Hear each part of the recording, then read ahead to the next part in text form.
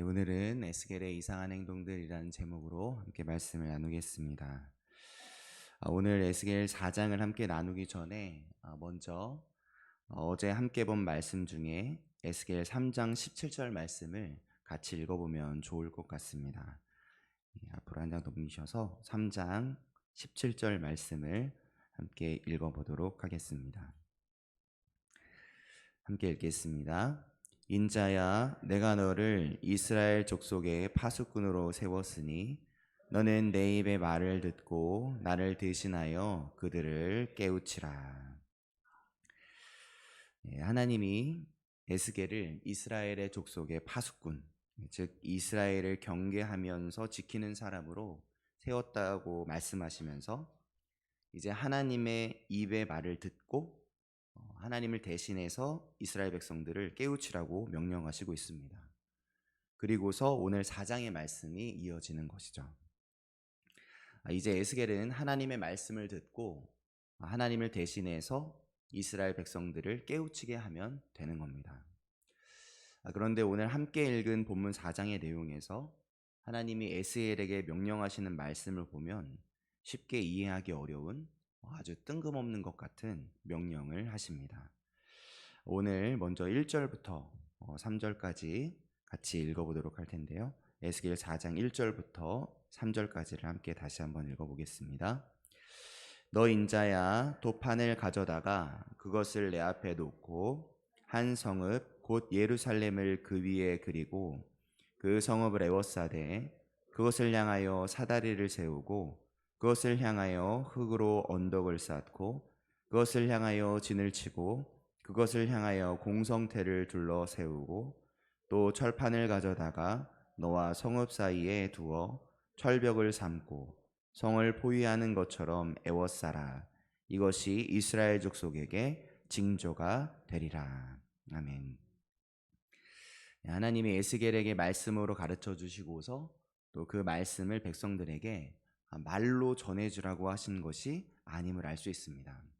하나님은 에스겔에게 말이 아니라 어떤 구체적인 행동들을 하라고 말씀해 주시는데 하나님이 말씀하신 행동들이 어떤 행동들이었습니까? 먼저 4장 1절을 보니까 토판, 그러니까 흙으로 만든 벽돌 같은 것을 가져와서 에스겔 앞에 그 가운데 두고 그 위에 이스라엘 예루살렘 성읍을 그리라고 하십니다. 그리고 2절을 보니까 그 예루살렘을 그린 그 토판 주위를 에워싸고 사다리를 세우고 흙으로 언덕을 쌓아서 진을 치고 또 공성태라고 하는데 즉 성문을 파괴하는 무기가 공성태입니다. 성문을 파괴하는 무기를 둘러 세우라고 하시죠. 그리고 3절에는 철판을 이번에는 가져다가 성을 포위하는 것처럼 에워싸라고 명령하시는 겁니다. 만약에 하나님의 말씀대로 집안에다가 토판을 가져와서 그림을 막 그려놓고 흙을 막 잔뜩 가져와서 그 위를 막 둘러싸고 또 철판을 가져와서 막 이리저리 배치하고 있는 이 에스겔 선지자를 당시 사람들이 보았다면 사람들이 이 에스겔 선지자를 보면서 어떻게 생각이 들었을까요? 이렇게 생각이 들지 않았을까 싶습니다. 지금 에스겔 선지자가 소꿉놀이를 하고 있는 건가? 이렇게 생각이 들었을 것 같습니다. 허나 에스겔은 이 하나님이 말씀하신 이 이상해 보이는 행동들을 실천하죠. 분명 이 명령대로 따라 행동했으면 주변 사람들이 이상하게 생각했으리라는 것을 분명히 알았겠지만 어쩌면 그 일을 하고 있는 에스겔 자신도 내가 이게 뭐 하고 있는 건가 싶은 마음이 들었을 수도 있었겠지만 에스겔은 하나님이 명령하신 행동들을 실천합니다. 또 하나님이 이 에스겔에게 명령하신 이상한 행동은 이 소꿉놀이와 같았던 토판 만들기뿐만이 아니었습니다. 이어지는 4장 4절부터 8절까지는 하나님이 에스겔에게 또 다른 행동을 하라고 말씀하시는데 이번에 명령하신 행동도 이상하게 느껴집니다. 이 두 번째로 명령하신 행동은 한마디로 요약하면 옆으로만 가만히 누워있기입니다. 4장 4절부터 우리 5절까지 한 번 더 읽어보도록 하겠습니다. 4장 4절부터 5절까지입니다. 너는 또 왼쪽으로 누워 이스라엘 족속의 죄악을 짊어지되 내가 눕는 날수대로 그 죄악을 담당할지니라. 내가 그들의 범죄한 횟수대로 내게 날수를 정하였나니 곧 390일이니라. 너는 이렇게 이스라엘 족속의 죄악을 담당하고. 이번에는 왼쪽으로 누워 있으라고 말씀하시는데, 왼쪽으로 며칠간 누워 있으라고 말씀하십니까? 390일입니다. 무려 390일 동안 왼쪽으로만 누워 있으라고 명령하시는 겁니다. 옆구리가 결리고 목이 결려도 무조건 왼쪽으로만 누워 있어야 하는 겁니다. 390일 동안 그래야 합니다. 쉽지 않았겠죠? 그런데 또 그것이 다가 아닙니다. 390일이 지나면 어떻게 해야 할까요? 6절에 이렇게 말합니다. 그 수가 차거든 너는 오른쪽으로 누워. 왼쪽으로 390일 동안 누워 있으면, 다 누웠다면 이번엔 반대로 오른쪽으로 누워 있으라고 명령하십니다. 40일 동안 오른쪽으로 누워 있으라고 하시죠. 자, 사람들이 볼 때 390일이라는 기간 동안 굳이 왼쪽으로 눕는, 계속해서 왼쪽으로 눕는 에스겔. 그러더니 390일이 지나자 이번에 반대로 오른쪽으로만 누워야 한다면서 막 몸이 많이 결렸겠죠? 결린 몸을 가지고 끙끙거리며 오른쪽으로 또 눕는 에스겔. 그를 어떻게 바라보게 되었겠습니까? 저번에는 소꿉놀이 하더니 이번에 또 왜 이러나 싶었을 겁니다. 어쩌면 에스겔 자신도 왼쪽으로만 누운 지 한 300일 정도 됐을 쯤에서는 내가 이러고 있는 게 맞나? 이게 무슨 의미일까? 내가 왜 이러고 있는 걸까? 싶었을지도 모를 것 같습니다. 자, 그런데 그게 끝이 아닙니다. 하나님은 그 한쪽으로 누워있는 동안에 무엇을 먹어야 하는지도 말씀해 주시는데 이 명령도 정말 이상합니다. 9절부터 12절까지인데요.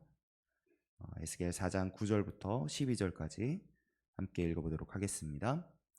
너는 밀과 보리와 콩과 팥과 조와 귀리를 가져다가 한 그릇에 담고 너를 위하여 떡을 만들어 내가 옆으로 눕는 날수 곧 390일 동안 먹되 너는 음식물을 달아서 하루 20세겔씩 때를 따라 먹고 물도 6분의 1흰씩 되어서 때를 따라 마시라. 너는 그것을 보리떡처럼 만들어 먹되 그들의 목전에서 인분 불을 구워 구울지니라. 아멘. 이번에는 견과류가 잔뜩 들어간 모듬떡을 만들려고 하시는데 그 떡을 어디에 구우라고 하십니까? 인분입니다. 그러니까 사람 똥을 사용해서 떡을 구우라고 하시는 거예요. 이 떡 먹을 수 있으시겠습니까? 그렇게 구운 떡마저도 하루에 20세겔씩, 따져보니까 한 220g씩 먹는 둥 마는 둥 먹어야 하는 거고, 심지어 물도 하루에 6분의 1흰, 우리의 보통 종이컵으로 약 2컵 정도씩만 먹으라고 명령을 하십니다. 인분에 구워라. 사람 똥을 사용해서 떡을 구워 먹으라고 하시다니. 에스겔은 이 이전에 주신 명령들, 소꿉놀이와 같은 모형을 만들라는 이상한 명령, 그리고 또 왼쪽으로 390일, 오른쪽으로 40일, 한쪽으로만 누워 있으라는 이 이상한 명령들은 아무 말 없이 듣고 있었지만 이번에 명령하신 인분은 에스겔도 좀 어렵겠다 싶었던 것 같습니다. 그래서 이번 명령에서는 처음으로 에스겔이 하나님께 말씀드리죠. 주님, 저는 어려서부터 가증한 것들을 입에 넣지 않았습니다 라면서 말씀을 드립니다. 그러자 하나님이 어떻게 하시죠? 엄중히 명령하시는 그 가운데서도 에스겔의 그 말을 들어주십니다. 그리고 그 뜻을 돌이켜서 다시 말씀해 주시죠. 우리 15절을 같이 한번 읽어보도록 하겠습니다. 15절입니다.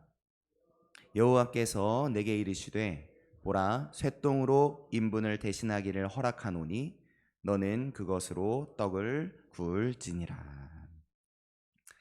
다행이다 싶습니다. 저는 이 엄중한 명령들 속에서도 이렇게 에스겔을 배려해주는 하나님의 세심하심이, 그 배려하심이 담겨질 수 있다는 것이 우리 하나님이 어떤 분이신지 또 은근히 느낄 수 있게 되는 부분인 것 같아서 좀 따뜻해지는 것 같다라는 생각이 들었습니다. 자, 이 세 번째 명령, 인분이 쇠똥으로 바뀌긴 했지만 여전히 이상해 보이는 행동들을 하라고 하나님이 에스겔에게 명령하십니다. 그런데 에스겔이 어떻게 한 거죠? 그렇게 행동한 거죠. 사람들이 이상하게 생각할 수 있지만 또 자기가 생각해도 이상하게 생각이 들 수도 있지만 말씀대로 에스겔이 행동하는 겁니다. 그럼 에스겔은 왜 그렇게 행동했을까요? 사람들이 이상하게 생각할 것을 알았을 텐데 왜 에스겔은 그 명령대로 행동했겠습니까? 에스겔은 하나님의 마음을 알았던 사람이었기 때문인 거죠. 하나님의 명령, 하나님이 말씀하신 그 이상해 보이는 행동 속에 담겨져 있는 하나님의 마음을, 그 진심을 아는 사람이었기 때문에 그렇게 행동할 수 있었던 것입니다. 그렇게 생각해 보니까 다시 보이는 본문이 있습니다. 에스겔에게 행동하라고 하신 후에 하나님은 왜 그렇게 행동하라고 하셨는지를 에스겔에게 친절히 설명해 주시는 부분이 늘 담겨져 있다는 것을 발견하게 됩니다. 오늘 본문 3절 마지막 절에도 담겨 있습니다. 소꿉놀이 같았던 그 행동, 토판에 예루살렘을 그리고 또 주위를 둘러싸는 그 행동을 하라 하신 이유를 3절 마지막 절에 담아주셨는데 3절 마지막에 보니까 어떻게 말씀하시죠? 이것이 이스라엘 족속에게 징조가 되리라 말씀하십니다. 그렇게 하는 이유를 설명해 주시는 것이죠. 또 본문 16절 17절에는 왼쪽으로 또 오른쪽으로 눕고 또 떡을 만들어 쇠똥에 구워 먹는 그 이상한 행동을 하라 하신 이유를 또한 담아두십니다. 16절 17절인데요. 네, 한번 읽어보도록 하겠습니다. 이건 함께 읽겠습니다. 또 내게 이르시되 인자야 내가 예루살렘에서 의뢰하는 양식을 끊으리니 백성이 근심 중에 떡을 달아 먹고 두려워 떨며 물을 되어 마시다가 떡과 물이 부족하여 피차에 두려워하여 떨며 그 죄악 중에서 쇠폐하리라.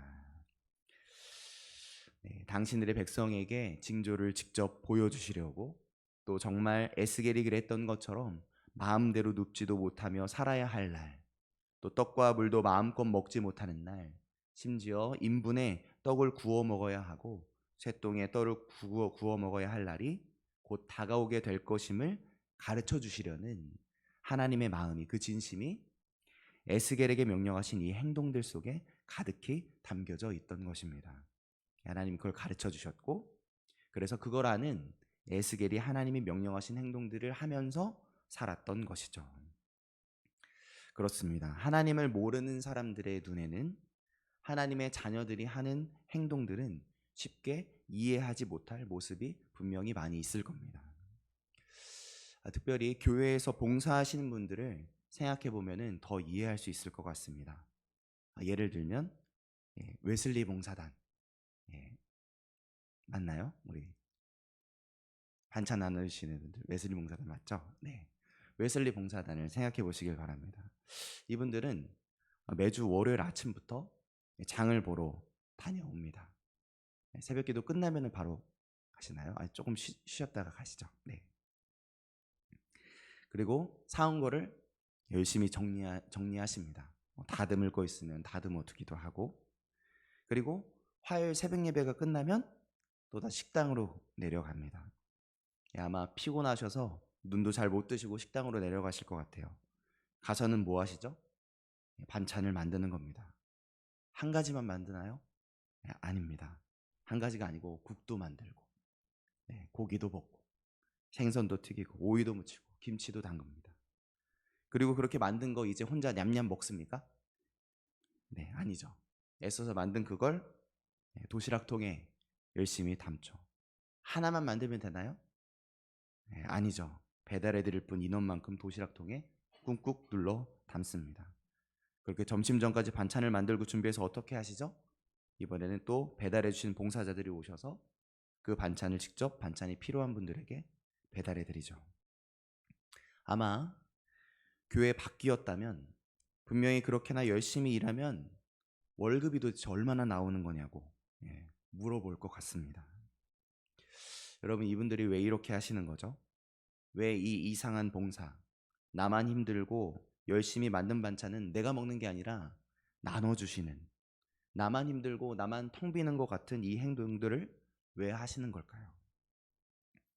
분명 많은 사람들은 이해할 수 없을 겁니다. 이 이상한 행동들을 말이죠.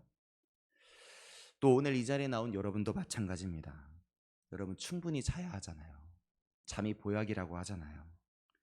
여러분 충분히 자야 하는데 하루에 1시간이라도 더 잠을 자는 것이 중요하다고 사람들이 생각할 텐데, 이 이른 새벽에 잠을 자다 말고 일어나서 이 예배를 가겠다고 졸린 눈, 피곤한 다리로 이 새벽마다 교회에 나오는 이 이상한 우리들의 행동을 본다면 다른 사람들은 어떻게 생각하겠습니까? 이렇게 생각하지 않을까요? 무슨 인생을 극기훈련처럼 사느냐고 그렇게 말하지 않겠습니까? 그러나 우리는, 하나님의 자녀들은 아는 겁니다. 보이지 않는 하나님이 보이는 것보다 더 분명히 살아계시다는 걸 아는 거죠. 그 하나님이 날 생명 다해 사랑하신다는 걸 아는 겁니다. 오늘 우리가 숨쉬고 오늘도 우리가 살 수 있다는 이유가 바로 하나님께 있다는 사실을 아는 겁니다. 우리의 인생을 하나님이 친히 인도해 주신다는 것을 아는 거죠. 그러니 어떻게 합니까? 에스겔처럼 행동하는 겁니다. 그걸 모르는 사람들의 눈에는 이상해 보일 행동들을 하면서 사는 거죠. 그리고는 행복하다고 노래합니다.